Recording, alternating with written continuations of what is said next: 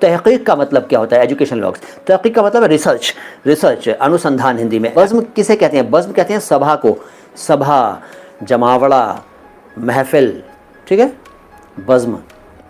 तिलिस्मों का माने, तिलिस्मों असल में इसका जो ओरिजिनल रूप है वो है तिलिस्म। तिलिस्म का मतलब जादू, ठीक है, जादू।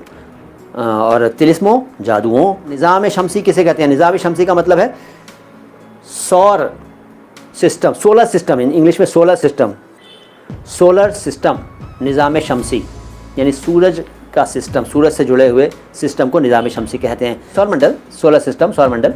संजीदा का मतलब पूछ रहे हैं, बता देता हूँ। संजीदा का मतलब है सीरियस, गंभीर। सलीक़े का मतलब क्या? सलीक़े का मतलब है ढंग, तरीक़ा, वे। इख्तियार का क्या मतलब है? इख्तियार का मतलब है अधिकार, राइट, पावर। हक़ को हिंदी में क्या कहते हैं? सिर्फ हक़ को हिंदी में अधिकार कहते हैं और सत्य कहते हैं। हक़ यानी सत्य यानी सच, और हक़ माने अधिकार। यूनिवर्सिटी को उर्दू में क्या कहते हैं भैया? जामिया कहते हैं। समीउल्लाह जी, जामिया कहते हैं यूनिवर्सिटी को।